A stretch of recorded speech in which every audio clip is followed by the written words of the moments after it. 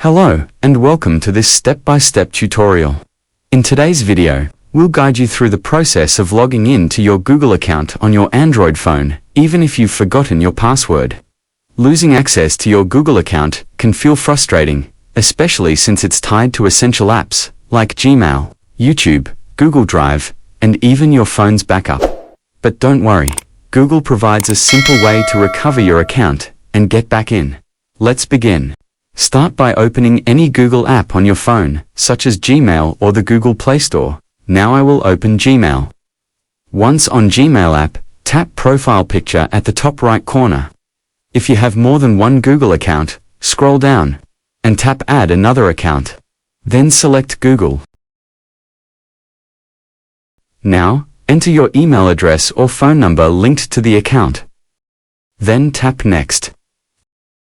On the password screen, tap Forgot Password, or tap Try Another Way. And now, you'll see several options. Choose Try Another Way. Enter your phone number linked to the account. Here, you will see the last two numbers of the phone number linked to the Google account. You can recall it. And make sure that the number is still active, because the verification code will be sent via SMS, not WhatsApp. Then, click Send. Enter the 6-digit verification code that has been sent to your number via SMS. Then tap Next. U.LLC, several options to recover your Google account. Choose one of them. The options that usually appear are the recovery email address or recovery phone number. After selecting the method for recovery, check the inbox on Gmail or SMS to get a verification code. Then click Next. In this step, you are given two choices: continue or update your password. Because you forgot your old password, it is recommended to update your password, so that it makes it easier for you to log in the next session. Now, create your new password.